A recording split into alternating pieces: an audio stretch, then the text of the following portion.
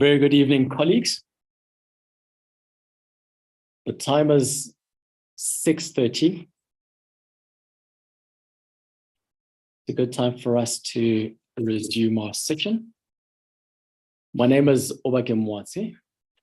I serve as the General Manager of Intellectus Campus, provide oversight on the administrative work supported by country managers in 5 countries and 8 campuses.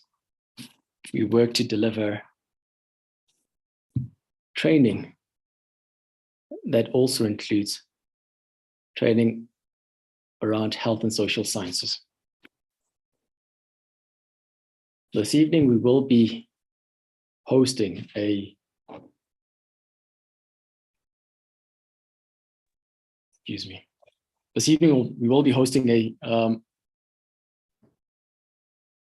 substance abuse disorder and substance use disorder topic. This topic is a CPD.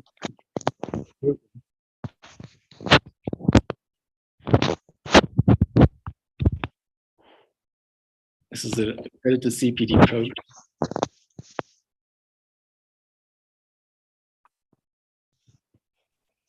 This is an accredited CPD program from which we would intend to issue or distribute certificates, accredited certificates after the program has been completed.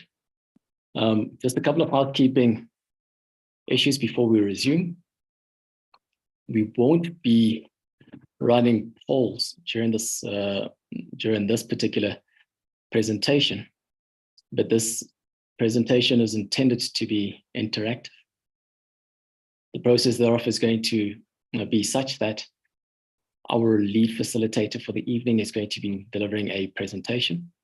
Thereafter, an interactive session will follow. In between the delivery of the presentation or the lecture, please feel free to use the chat functionality to raise some of your comments and questions. Same will be read out, or you will be requested to read out those comments and questions at the end of the presentation.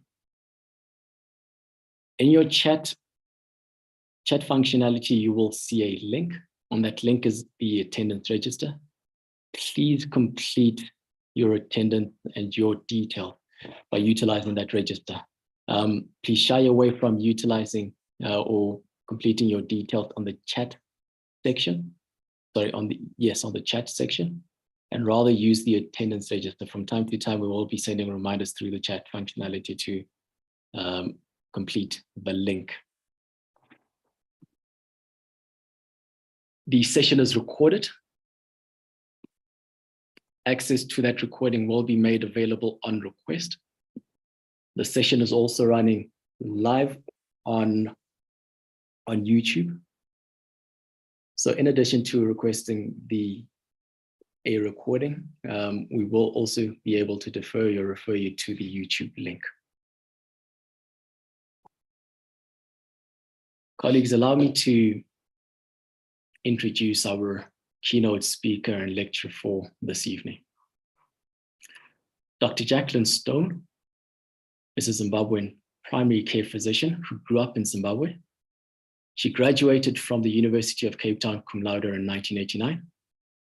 She went on to get a Medical Research Council scholarship to do an honors degree in medical biochemistry, which she completed in 1992. From there, she went on to the UK and worked in the infection and immunity department department at St. Bartholomew Hospital in London, and wrote her MRCP in 1996.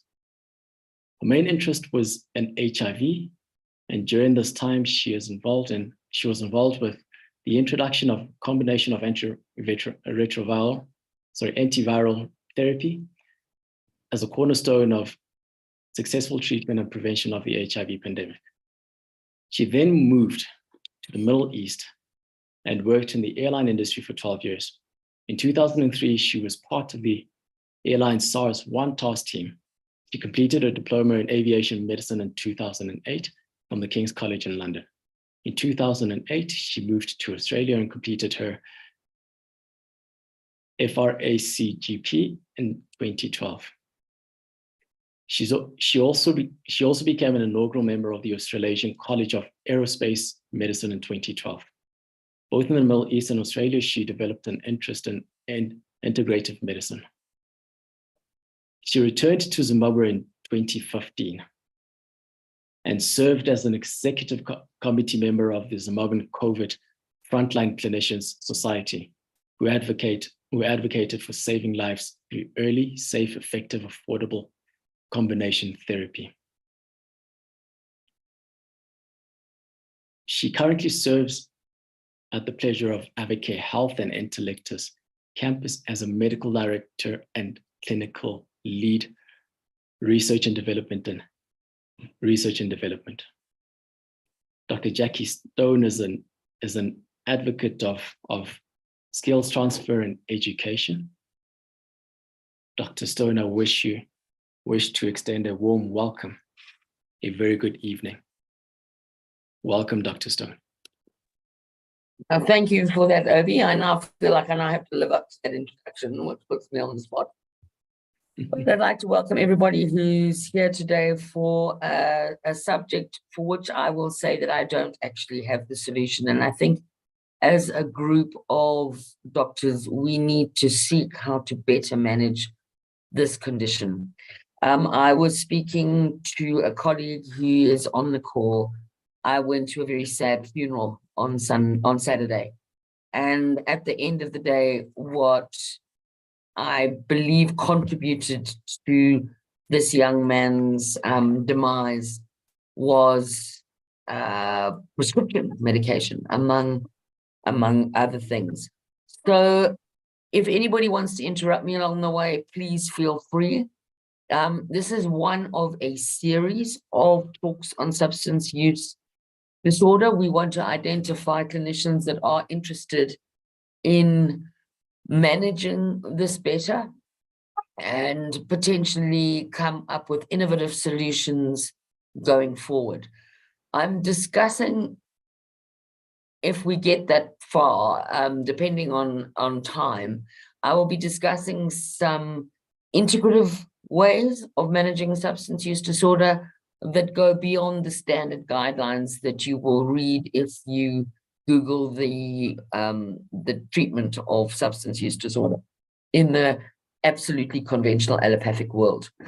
So the first thing, and speaking of combination therapy, I do think that we need to come up with combination therapies for substance use disorder. And like everything else, the earlier we detect it, the earlier we treat it, then the less likely there's going to be an adverse outcome. Now, there is a saying which will come up later that the opposite of addiction is connection. And I don't think that the isolation of the last 3 years has done any favors, particularly to the young population. A lot of young people were bored and they started substance use. Other people were stressed and they started substance use. And alternatively, their GP prescribed it to alleviate pain or anxiety. But with repeated use, people will develop tolerance and a stronger urge to use the substance, which is then not intended for relief of pain or pleasure, but it becomes compulsive.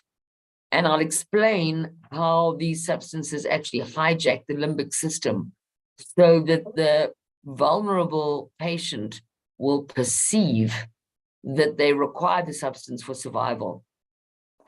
Once use becomes habitual and enters the automated system of the brain, it becomes very difficult to stop. And previously highly functional individuals can end up, sorry, I'm just muting someone. Previously highly functional individuals can become incapacitated. So let's have a look at a couple of case histories. The objective here is to create a paradigm shift in thinking. I think that both schools and the authorities and doctors and medical professionals need to understand the hijacking of the brain. And I think we must remember that our earth says first do no harm. So the treatments we prescribe should not make the situation worse. I've seen so many patients who've come in who've been prescribed either opiates or benzodiazepines as a quick way to get an anxious patient out the waiting room. And then they end up developing tolerance and needing more and more of it. And then they're discussed in a doctor's meeting as somebody who is doctor shopping, where in actual fact, if more caution was exercised at the beginning, that patient may never have ended up in the situation that they were. We also need to really look at the use of psychiatric drugs, because one very common scenario that I see is someone presents with insomnia, is put on a benzodiazepine, 2 weeks later it's not working, but they're anxious because they're withdrawing from the benzo. They get put on an SSRI, so they don't make melatonin, so their sleep gets worse. And then they're on amitriptyline, and then they are on antipsychotics, and they end up on 4 drugs, having 6 months before being a perfectly functional person. And the reason for the insomnia is often not addressed, and it's often hormonal. So I think we just need a higher level of awareness of the damage that we can do with our prescription pads. So I'm going to flick through these quickly. I'm sure all of us have seen these patients. Cocaine has become a massive problem in Harare, particularly among those who can afford it. And generally, it's the wife that comes in, or the spouse that comes in, saying that if their spouse doesn't stop alcohol and cocaine, the relationship is over. And very often they started as a once-off social experiment. Maybe they had a bit of alcohol, someone said, try some of this. And then suddenly the entire system is completely hijacked. And if they do end up in a rehabilitation facility, particularly in Harare, they tend to come out on 4 or 5 drugs, which are legally acceptable, but are incapacitating in terms of somebody working at a high level, at executive level. And particularly, I think we need to be very, very careful of benzodiazepines, because they work for 2 weeks, and after that, the only thing you get is rebound anxiety. We often feel helpless in this situation. In this particular case, the couple have 3 children. The patient is in the process of destroying their income. They're seeing a psychiatrist once a week at 120 US a week. The pharmacy bills are actually completely bankrupting them. And suicidal ideation is common, and it's a very real possibility. And the patient actually cannot understand his own behavior. And I'll explain why. And I do think that as primary care professionals, we have a better understanding of managing the whole social situation, rather than just sending to psychiatrists who the only thing they do every week or 2 is alter the cocktail. So successful suicide is the ultimate tragedy, and I don't ever want to feel as though I was the person that prescribed the drug with a black box warning. On a positive note, I can present a 34-year-old female who recognized early that substance use was destroying her life. It started with alcohol, went on to recreational drugs, and then went on to prescription drugs. But she engaged in medically supervised abstinence. She joined a support group. It was, I've got to be careful about identity here. So she managed to engage in what she loved doing. And I think it's very important to understand that when you say the mind thinks in images, so when you say stop alcohol or stop cigarettes, the image the patient has is of a cigarette. So if I say don't think of a cat, everybody is thinking of a cat. If I say think of an elephant, think of a dinosaur, think of Victoria Falls, the pyramids, you need distraction techniques, and these need to be taught to patients, and delaying tactics rather than just say no, because our actual subconscious mind thinks in images.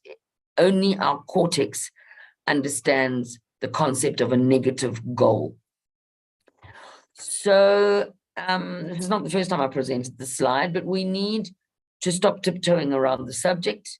We need, when we identify in our patients that there's a problem, we need to intervene early, and we need to intervene with multiple lines of treatment, a whole bio, psycho, social, and sometimes spiritual approach.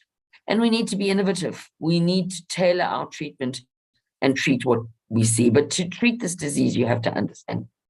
So what I just wanted to go through is a bit of neuroanatomy, which I hated with a passion, I have to say, when I was going through medical school, but it's become more interesting. And to simplify it, we will separate the brain into 4 areas. Now, the cerebral cortex is what we think we're operating on, but we actually operate with our thinking brain about 5% of the time. If you get up, walk to the bathroom and come back, that is absolutely automated behavior. You're not thinking about standing up out of your chair, putting your right foot in front of your left foot. You've done it more than 10,000 times. Your subconscious mind is driving that. And what we have underestimated is the role of the limbic system in behavior, because the connections between the limbic system and the automated part of the brain are much, much stronger than the connections between the cortex and the automated part of the brain. And so people will behave according to how they feel, not necessarily according to calculating things at a cortical level. So when we get to how addiction occurs, dopamine is our reward hormone. No dopamine is anhedonia.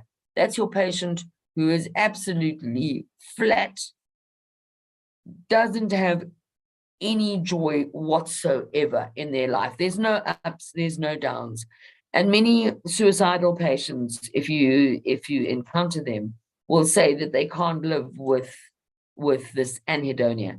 And the 2 arrows that I've brought up there point to the amygdala and the hypothalamus, which I'd like to focus on.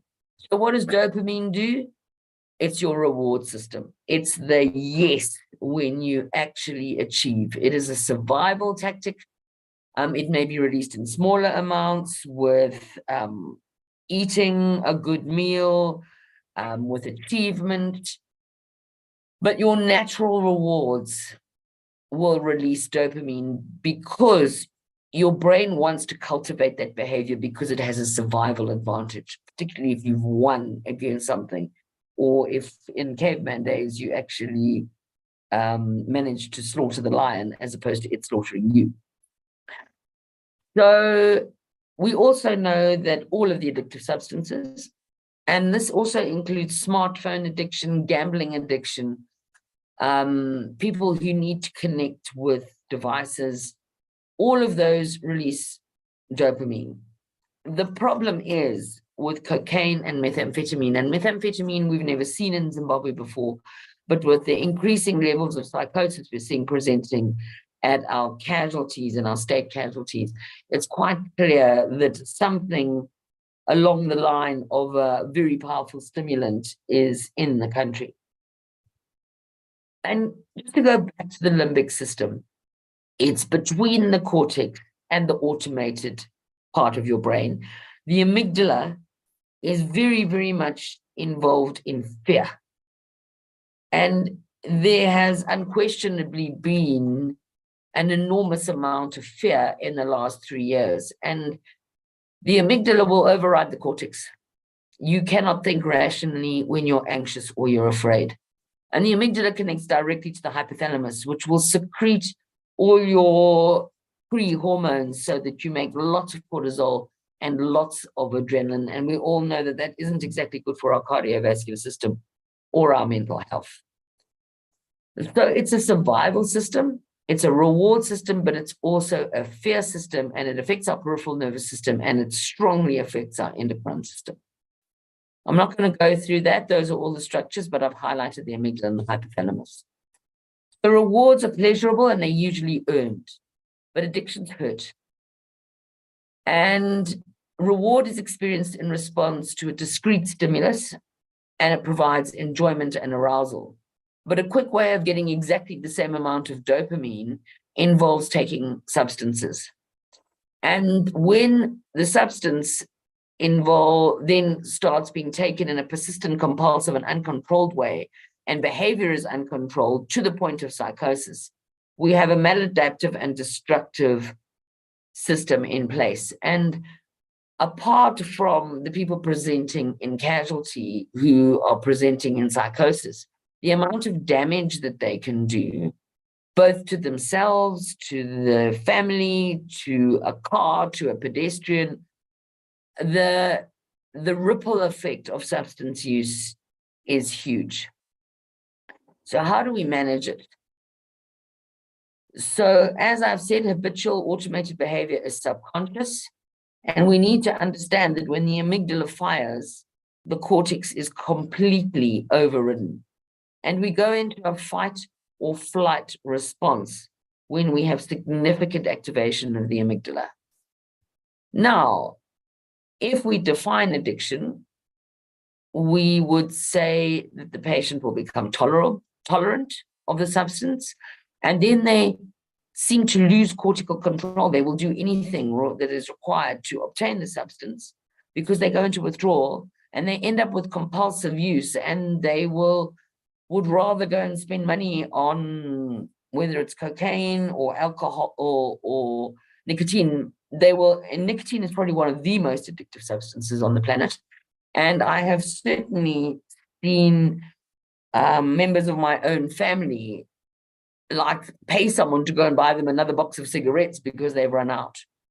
And we've all seen it in medicine.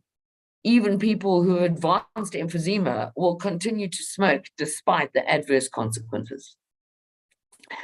So we need to understand that when a stimulus comes through to the limbic system, it doesn't go through the neocortex, and the rational brain is not able to process what the possible consequences could be. And we need to be teaching this to our patients, and we need to be teaching it probably at entry to high school level, if not earlier. So the next thing that's important to understand is that after someone starts using a substance habitually and they become tolerant and they increase the amount they're using, and this is particularly true of alcohol. It takes longer with alcohol. It takes much less time with cocaine and methamphetamines. You damage your frontocerebellar circuits. So the person will, in their mind, or they will say to their spouse, I promise I'll never touch that stuff again. And they actually believe it. But what they don't realize is that their cortex is not the operating system anymore. The operating system is the automated system and how they feel, which is their limbic system. And education on this to people fairly early in life needs to be done so that people understand that when you start increasing the amount of substance you use, if it's neurotoxic, you are causing potentially permanent brain damage. And certainly with people who use excessive alcohol, it's going to be 3 months before the brain is able, the cortex is able to contain behavior, which explains a lot about relapse, particularly when there's a stress response. So there's been a lot of discussion on the stigma that surrounds addiction, and people will say once an addict, always an addict, and this whole thing about these hopeless addicts. They become hopeless because they weren't educated early enough about what was going to happen. Had somebody pulled them up earlier, if there's every chance they wouldn't have ended up needing 3 months, and in the case of cocaine and methamphetamine, 2 years before they can actually say that they've been rehabilitated. So the how and the why: stage 1, the substance is pleasurable. Stage 2, it becomes part of an automated and habitual response. Stage 3, there is tolerance.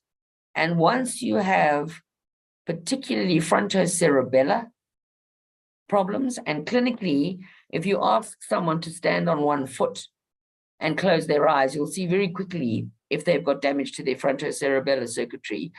And that is directly related to failure of executive function, which is planning, which is all the things that your frontal lobe should do. And then the final stage is the amygdala itself becomes damaged and it shrinks. So the patient remains in a constant state of anxiety. And so they use the substance that used to be pleasurable to relieve constant anxiety.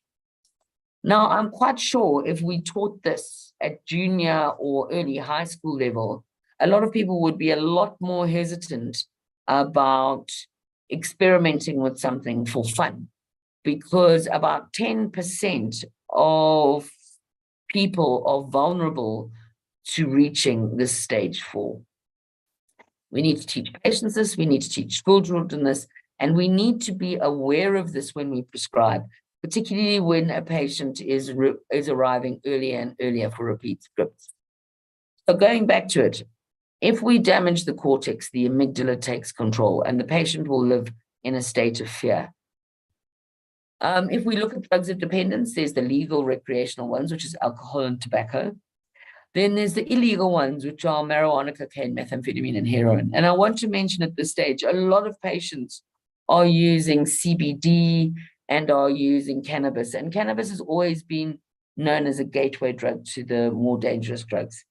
And in fact, the evidence is absolutely clear that that is not the case.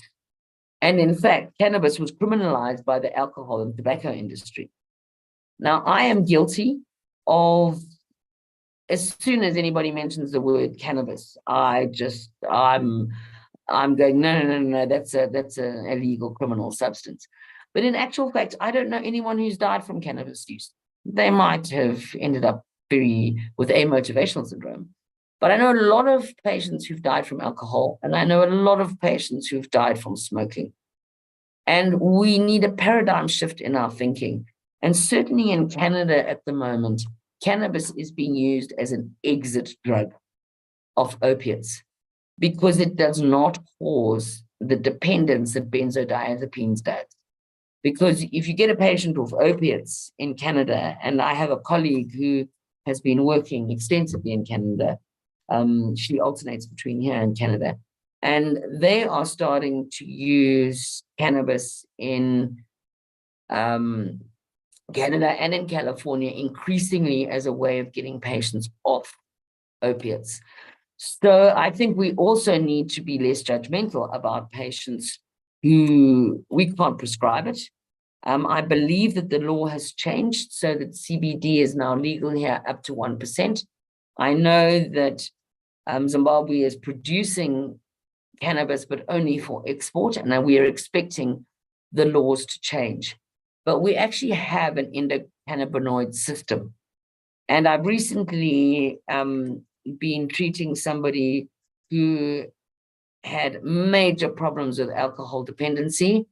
And when he was put onto benzodiazepines, he just ended up addicted to both. But his report of using 1% CBD is that it calmed him down, but he remained lucid. And the important thing about remaining lucid is that your cortex is still able to make a decision. Once you add benzodiazepines to some of these patients, what little so-called willpower they have is gone and they pick up again. We also need to be aware that our prescription drugs, just because they're legal, are not safe. And the opioid crisis in the US is definitely shown that. Prescription drug use is probably as much of a problem as recreational use, certainly in the city in which I live. So we need to be careful about how we prescribe, and we need to probably be teaching people better that there are other ways of managing anxiety. And if they are in an intolerable situation, do we want to make the situation tolerable so that they actually don't develop the coping skills to get out of the situation that they're in?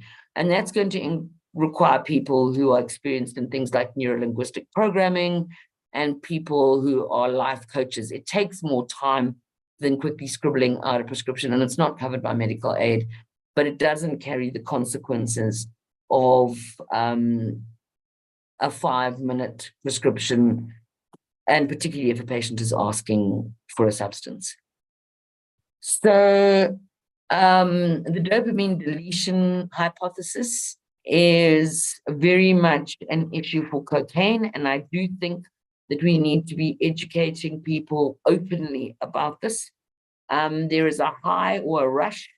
The patient that I mentioned in the first slide had cocaine for the first time. He was a non-drinker and a non-smoker, and he had cocaine for the first time in his 40s. And that was it. He could work 48 hours in a row, 4 days in a row on cocaine, and he could afford it. But once he destroyed his frontocerebellar circuitry, he was no longer able to control his behavior. And I'm sure that I'm not the only person on this call who has experienced watching the devastation that that causes within a family environment. So education, I think, is the way forward, because we have to treat this early and prevent it early. We need to understand it as doctors that the limbic system governs behavior. And when we think someone has no willpower, what we don't realize sometimes is that we actually destroyed their willpower by putting them on mind-altering medications. And the limbic system is it's our gut. So we need both cortical, rational thinking, but very often we need to go with our gut. And if we're good family medicine doctors, we know sometimes what's wrong with someone before we do the test, because we've had 10,000 hours of experience and we've kind of absorbed that information. And the ideal is to use both. But what we must understand is that when we put a patient on substances, we hijack the communication between their rational cortical restraints and guidance and their impulsive, emotional, almost primitive system. And once this has occurred, it is very, very hard to reverse.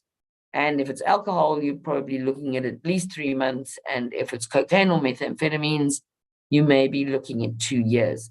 Now, some child in Mbari who just doesn't see that he's got a future, who tries one of these substances, that could actually be the end for that person, because there is no way that they will be able to afford or have the resources to spend 2 years in a rehabilitation facility.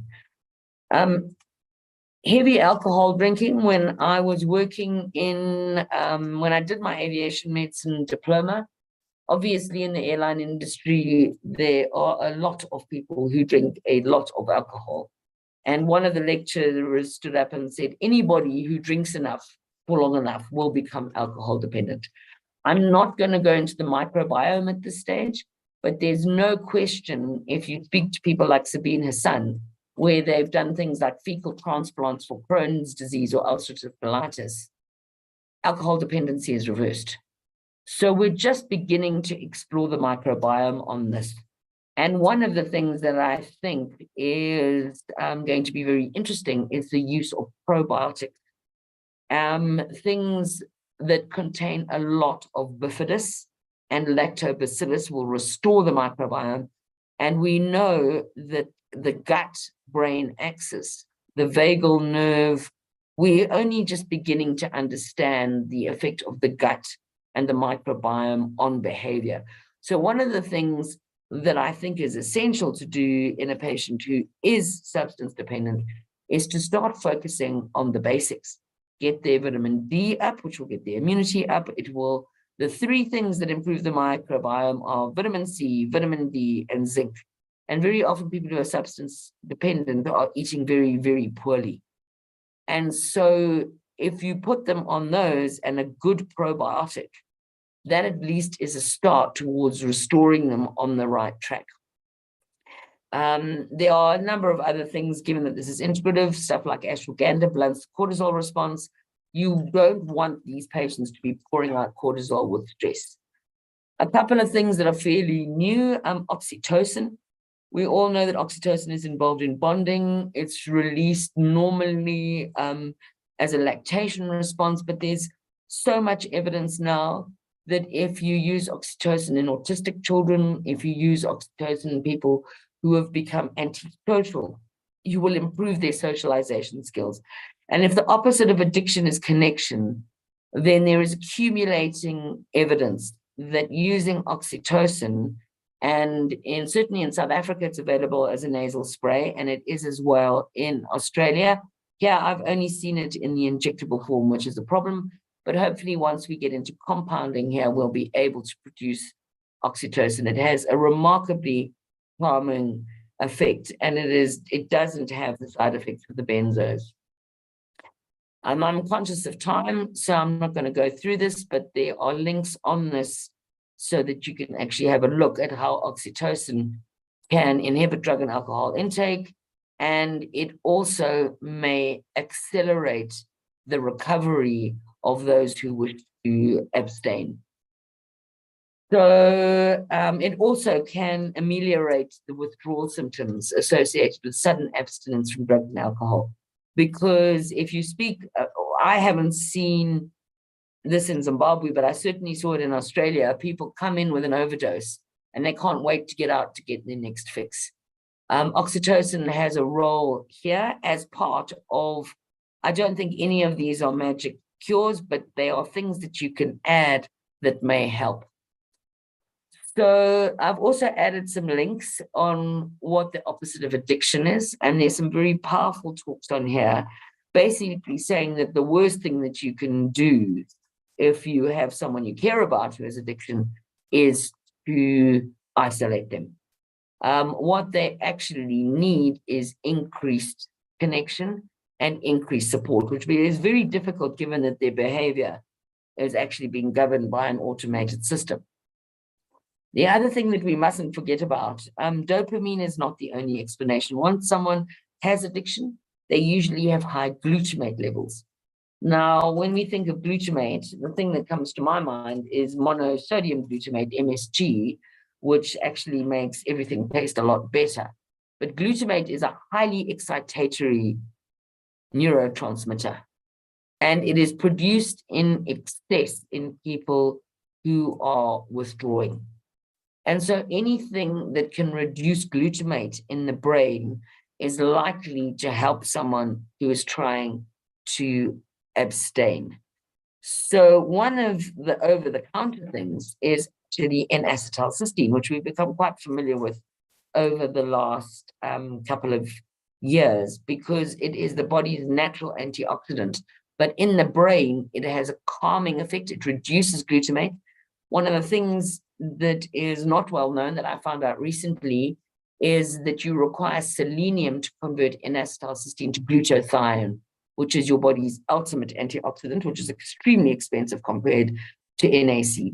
So another thing that you can recommend is that if you put a patient on 2 grams of NAC a day, given that the mucolytic dose is 200 milligrams, you need to be giving them 4 NAC tablets of 600 milligrams in order to get effect.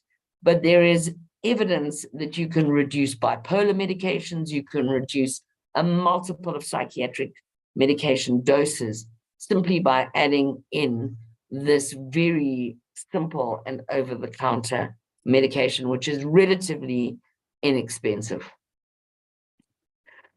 So the opioid crisis we've already discussed. One of the things that happens when, certainly with drugs like alprazolam, is that your patient will become tolerant, and then if they can't get a script, they will go and buy something on the street. And the concern with that, certainly it was a problem in Australia, is people thought they were buying ecstasy tablets, but they were 20% amphetamines. So your child might be going out and they may be thinking that they're taking one substance and they're actually taking another. In my time at Emirates, the drug spiking of drinks was huge, and it's becoming common in Zimbabwe, and I'm sure it's common in South Africa already. So we also need to educate these kids on how to avoid their drinks being spiked with things like GHB and other substances, because if they are a vulnerable person, they will end up with severe anxiety and withdrawal the next day, and that may drive further drug-seeking behavior. So we know from opiates that people seek heroin as an illegal drug once they become tolerant, and it doesn't just apply to the opiates, it will apply to all substances. So reiterating the danger of opioid and benzo prescriptions, and reiterating the risk of suicide in patients who become dependent on these. So we need empathy, compassion, and connection to treat these patients. The opposite of addiction is connection, and prevention starting in childhood, I think, is key. We have to support stronger and more resilient children and families to address threats from substances. I'm going to end with the Portugal model. So Portugal basically had such a bad rate of addiction that 1 in 100 people was affected.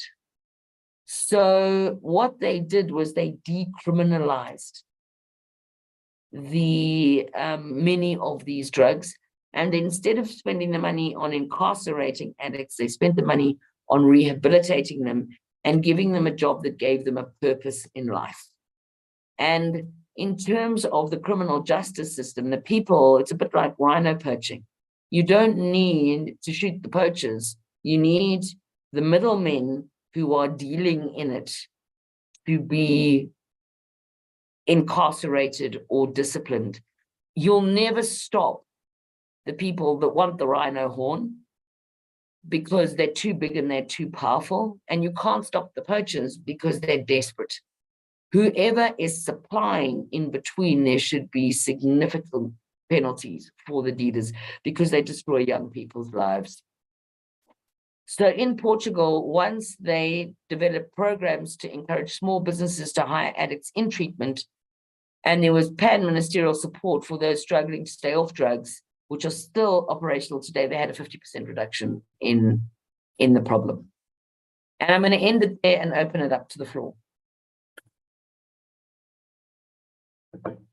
Dr. Jackie, thank you very much for the delivery of the presentation. Before we dive into questions and comments, allow me to please extend to those that entered a little bit late. If you refer to the chat, there is a link wherein you can complete your attendance credentials, so please refer to that. And then, once again, Dr. Jackie, your presentation was quite arousing. There is quite a lot of engagement in the chat. So if I can please start with that, and then we'll open up the floor thereafter. Right at the top, we have several comments from, is it Kat Monahan? Can I invite you to extend your comments and the questions that you'd raised?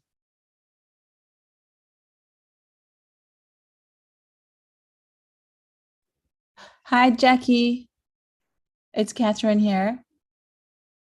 Hi, Catherine. Hi. I was just about to leave. I've got to go sponsor an event. Thank you very much for that presentation. It was really, really interesting. I just wanted to ask a question. When you mentioned about the most of the people that get sort of addicted to the antidepressants and the sleeping pills, it's really about hormone imbalances. What can I use my mother as an example? She's 86. She doesn't sleep at all. And for years and years, they gave her antidepressants, different ones, different pills, nothing worked. So eventually she listened to me and my brother and she stopped. She doesn't take anything now, but she's really, really sort of desperate to sleep. And we haven't checked her hormones. I don't know if the doctor has, but what would you recommend as a sort of something to do to take steps forward to sort of address it? Because if it is hormones, then I'd be very interested in maybe getting her some tests. So certainly in the perimenopausal years, testosterone is essential to make estrogen and progesterone, and testosterone is essential for sleep maintenance. which is why teenage boys can sleep until you kick them out of bed. So one of the things, the two hormones that are very useful in maintaining sleep are progesterone and testosterone. And I tend to use 200 milligrams of oral progesterone, but not a progestogen. There's a difference between bioidentical progesterone, which is called eutrogestin in this country, and progestins, which will actually drop the testosterone and make the patient worse. Testosterone can come in a transdermal form. It can come in the form of pellets. If she is at that age, she's going to need estradiol replacement as well, because when the ratios of hormones go out, the insomnia gets worse. And also, I found 10 milligrams of melatonin on top of hormone balancing can often dramatically improve sleep. Okay. She has also got trigeminal neuralgia, and we don't know how she got that, but this is also another issue. So we're kind of like, what do we give her? Because the trigeminal neuralgia, she's super, super healthy, slim, fit. There's nothing wrong with her blood. She's got nothing wrong with her except she can't sleep, and she has trigeminal neuralgia. So I wondered if the pills had created the trigeminal neuralgia, or this is just a totally different thing. So if you're going to take an integrative route, you want to be repairing nerves. So alpha lipoic acid, okay, omega-3. Why don't we have this chat I agree. off the group? But no, there's a lot that can be done. I had a chat to Tom Barodi 2 days ago, who's in Sydney, and he's been getting a lot of success. And this is going to be so controversial. But what we do know is that they are in the process of getting ivermectin through the TGA in a transdermal patch form that will be designed for travelers to be able to get a week of cover without becoming sick while they're away. Wow. And one of the side effects that they've found is that neuralgia improves. And so transdermal delivery, I mean, it's going to be 2 years before that's available on the market, because they've got to get the whole thing through the administrators. But it's, as Tom said, how many Martians do you need to prove there's life on Mars? And we might not have the double-blind placebo-controlled studies, but he's cured one trigeminal neuralgia by accident. Okay, so, and with the ivermectin, would you actually give it in pill form now? I have some here, but I hadn't thought about that. Let's talk about that offline, but certainly his experience is that they've made it in a transdermal form. It's compounded with etherzones, which actually allow delivery through the skin. Okay. So you certainly won't do any harm if you try the oral form. Okay. And it also releases GABA, so it's also good for sleep if you give it at night. Okay. All right. Thank you so much. This is amazing. I have so many clients with taking so many antidepressants and so many sleeping pills and so many alcoholics and so many drug issues in Ibiza. So I really appreciate this information. I can't even explain. So thank you, thank you, thank you. No problem. Many thanks for that. We do have a comment from Christopher Robinson. Would you like me to read that out, or would you like to? No, I've read it. Absolutely. When we had the CBD conference in Harare, the discussion was had on cannabis-induced psychosis. What is interesting is, and again, this is where regulatory control will have to come in, is that cannabis-induced psychosis tends to be very specific plants, and it tends to be hydroponically grown. It only occurs apparently, and this is according to Ian Brighthope, who runs the Australian College of Nutritional and Environmental Medicine in Australia, if cannabis is smoked, it can induce psychosis because you have a very, very rapid, you've got 5 liters of blood going over the lungs, and the lungs are the size of a tennis court. So you're getting rapid drug delivery into the system, and increasingly, inhalation routes, even for adrenaline, are going to become the new IV. So smoking cannabis as opposed to ingesting it will have very, very different effects. And the same applies to alcohol. The damage that is done by a rapid increase of alcohol in the system, which will happen when people drink spirits or they do shots or that kind of thing. That causes far more damage to the brain than somebody in France who has a glass of wine or two with lunch and dinner. So the psychotic and the behavior event generally depends on how rapidly the substance enters the system, because there's a fallback system. When you become unconscious, you can't take anymore. So if something is taken slowly, if it is regulated so that it is not too strong, according to Ian Brightope, he's never ever seen a psychotic case with medicinal cannabis. In fact, and I have difficulty with it because from my school years, I just, potheads and weed and all the rest of it come to mind. But I think when we actually look at the damage that alcohol, cocaine, methamphetamine, and nicotine cause, I have never seen anybody psychotic on cannabis alone. And Ian Brightope put out a brilliant picture the other day, which said the official statistics are that more people have died because of being gored to death by unicorns than have died from medicinal cannabis. And I think we need to open our minds. It's a bit like the vitamin D issue. Everybody talks about vitamin D toxicity, but nobody can tell me what it is. And the only person that I know that's ever died of vitamin D toxicity stole vitamin D out of a pharmacy and used it as cooking oil, and probably took millions and millions of units, and with other substances. So the safe and effective substances, I think the pharmaceutical industry have a huge interest in convincing us as medical practitioners to be wary of things that are much safer than we accept. And we do need to take a step back and look at, just because it's legal, does that make it safe? I certainly think that the remdesivir saga was a good example of where a lot of doctors thought they were doing the right thing when they were actually causing renal failure. So just because it's authorized doesn't make it safe, and we need to read data for ourselves, and we need to be very clear in our own minds and critically appraise whatever we read. Thank you very much, Dr. Jackie. Renee Bosman, your hand is raised. Can I extend an invitation for you for comment? Good evening, everyone. Renee from South Africa. I'm in the Life division. We do complementary medicine. Thank you, doctor. What an amazing night. I love your presentation. And we are just gaining ground more and more on complementary medicine. I think it's something that we should look more into.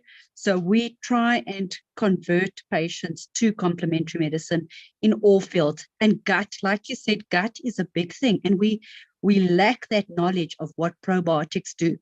Avalife is doing a lot of work with probiotics currently, and it is just, there's so much scope, and there's so much patients that need to realize they need to go back to basics. And that's what we lack in our environment, we lack in our drugs, we lack in nutrition as such. So yes, thank you for that. And that made a lot of sense to me. And it's something we're trying to push through to our customers, consumers. So yes, definitely. Sleep as well. We've got holy basil, and what phenomenal results we get with holy basil as well. Thanks for that, Renee. The one thing I will compliment Avalife. The probiotics that we've been getting that are of the quality of something like Advanced Rescue cost $30 for a month's supply, and they're $7 for the Avalife range here. I think your vitamin D and K2 is a brilliant product. Yeah. The ashwagandha, I've had a lot of patients, I've been able to get them off antidepressants and various medications using the ashwagandha, which I understand is not just, I spoke to Deep, who is part of the manufacturing in India, yes. and it's very, very well, it's a very good range, and it's very affordable. And I think something that people, well, certainly it was apparent in Australia, the nutraceutical industry is a multi-trillion-dollar industry. It's worth at least half of what the pharmaceutical industry is, but it isn't regulated. So you need to be careful, because people can make claims. They can say they're producing ashwagandha, and there's nothing to say that it really is 500 milligrams per capsule. And I think that we're going to have to start looking at specific, certainly in Australia, ethical nutrients and metagenics, we knew were producing an ethical range. I certainly know that Avalife do the same. And obviously companies like Solel are also involved in very good nutraceuticals. But nutraceuticals are expensive, and they're not covered by medical aid. And that is another thing that that sort of stops people from using them.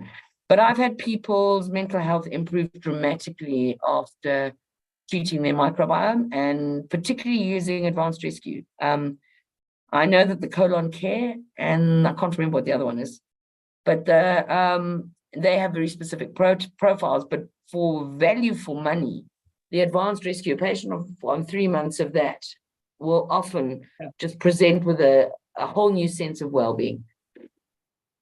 Yes, definitely. We have Good Gut, which we do combination with colon care. It's phenomenal for gut therapy. Yeah. It is phenomenal.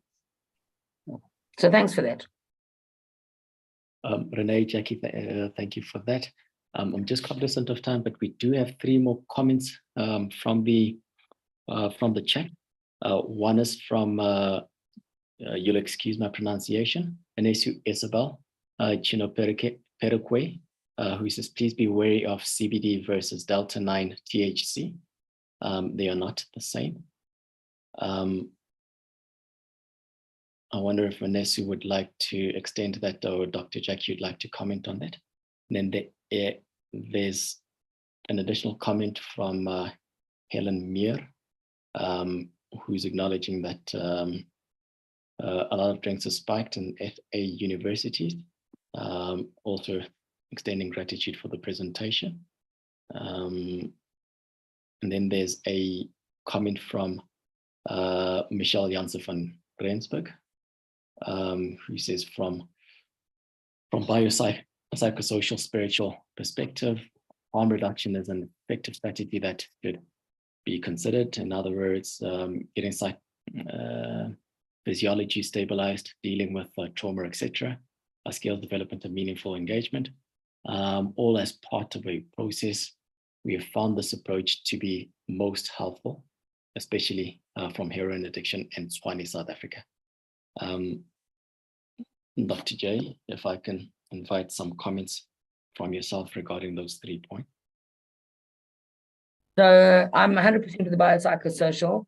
You know, we are, as you know, Dr. Nayak has started this scholarship program in order for people to train in cannabinoids. And I am certainly no expert in it. If anybody is using anything to do with CBD oil, I get hold of people in Australia who know what they're doing. But certainly I know that they make 5 different forms of CBD oil, some of which contain the whole plant and some of which are refined. And they make one that is very specific for insomnia. They make another one that's very specific for cancer. They make another one that's very specific for pain. And they make a separate one that's specific for anxiety. And then I think there's one that's just general health. But there are people who've been working with this for over 40 years, and they understand the endocannabinoid system far better than I do. And we do have to be careful. I know that in some of the cancer patients that I've been involved with, and Professor Brighthope has been involved with, we he recommends slowly increasing THC in the, particularly if they've got severe pain. But he doesn't, he warns in his protocol that you have to do this slowly, because otherwise you're going to have a patient that has a mind-altering event.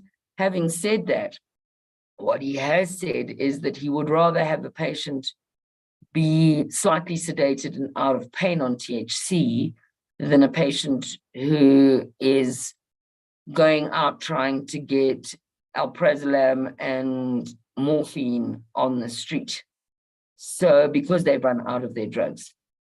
So I think we have to look at taking our, and I'm talking to myself here, because I struggle with the whole THC thing, basically from school days. But I think when I step back from it, in terms of safety and efficacy, how can I justify writing a prescription for Ativan or alprazolam and then say to a patient, you can't take CBD oil? The other thing that I think is important is that the fact that it's unregulated makes us not know how much THC or mind-altering substance there are in it, or if there's anything in it at all. Because a lot of people are making these substances and they're making claims about them, but we have absolutely no way of quantifying the dose or what's in it. So I do think that the sooner the regulators allow it, and it can be made properly and professionally, and the dose is stated on the bottle, I think we can actually help patients get off some of the things that we've prescribed them in the past. Dr. J. Anesu, So I'd also just, Anesu, I'm very grateful to have your knowledge on here. And, you know, as we go forward, certainly with the education that's happening we've signed up to the Australian education system, but I know there are some in South Africa, and I know that Eswatini have a department very involved in looking at medicinal cannabis, and I'd love to stay in contact with you and get your expertise in this area, because I'm certainly no expert. Yeah, Anesu as well has her hand raised. If we can please invite her comment. Okay. Hi, can you hear me? Yeah, can hear you well. Oh, okay. I wanted to say that, so you find that in a cannabis plant there are several active things in it. So cannabidiol is one. Then there are tetrahydrocannabinoids. We have delta 9s, I think delta 6s, delta 1s, delta 3s, THCs, various forms of THCs, as well as cannabidiol. So cannabidiol is not psychoactive, but it can be used for pain management. It can be used for, appetite. It can be used for fatigue and things like that. But it's not psychoactive, so the potential for addiction to cannabidiol are really low. The opposite now happens when we are talking specifically of the delta 9 tetrahydrocannabinol. That one is highly addictive, and yes, in enough quantities over a long time, it can indeed cause addiction issues as well as psychosis. And then there are also other THCs that are still being studied as to how, if possible, they can be used to treat certain illnesses. Then now going into the available cannabis-based medications that are there. The problem with regulating them is that they don't come in a pure form. The processors or the people who are making them are having a difficult time stabilizing or sticking to a certain dosage of one thing. So you find that maybe they want to market CBD alone, but it has traces of Delta-9. So once our regulatory bodies examine it and find traces, they may not allow it in. At the same time, the traces of other thetradiols are also difficult for them to manage. So that's the thing with cannabis-based medications. They are hard to produce in the same specific quantities always. So that makes regulating them very difficult. However, in terms of addiction science, we speak more of the Delta-9 tetrahydrocannabinol over all the other constituents of the cannabis sativa plant. Thank you.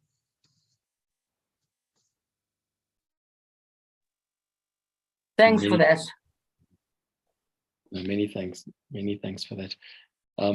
Dr. J, I am cognizant of time. Perhaps can I request of you to summarize my presentation and the feedback that we've received, and then I will extend a word of gratitude once you're done. Okay, so thanks, Obi. I think what we need to really emphasize is that substance use disorder isn't going away, and we need to learn to better manage it, and we need to share information, and we need to get involved in educating both the medical profession and the patients about some of the dangers of what happens when they hijack their brain. And I'm hoping to have further presentations. I know that internally within Avacare, we've had quite a lot of discussion on the management of this disorder, including testing for it. So I hope that this is the first of many discussions about how we can address this problem, because it's certainly not diminishing. It is becoming a real problem in every practice. And probably in many people's families as well. So let's look forward to further discussions on the topic. Dr. Jacqueline Stone, thank you very much. Thank you very much for the presentation. Incredibly worthwhile, very much appreciated. And we are definitely looking forward to the additional sessions that will come out of this initial one. I'm definitely looking forward to that. Colleagues, this session as well wouldn't be complete without acknowledging and extending gratitude to our sponsors that have enabled and made us able to carry out this this workshop. So I'd like to acknowledge Everlife. I know Renee and Jackie have also had an engagement in relation to that.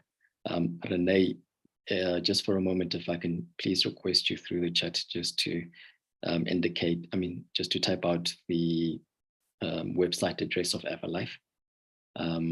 But definitely thank you very much to Everlife. It's with your support that enables these sort of sessions. And then if I can request colleagues, please, before you exit this presentation, there is a link in the chat. Can you please, if you haven't done it already, please go into that link on the chat, and complete your attendance credential. That will enable us to circulate the CPD accredited certificate to you. We do have a general turnaround time of 48 hours. At times on backlog, we may circulate that within a week or up to a week. So please bear with us. But please don't forget to go into that link before you exit. Once again, colleagues, Without you being here, we won't be able to have the session. So thank you and extended gratitude for making the time this evening and joining us. We look forward to having you again in more sessions to come. A very good evening. Please feel free to exit the session once you've completed your attendance register. We will close the link at 19:45 to allow those who haven't completed the link to still do so. Very good evening, colleagues.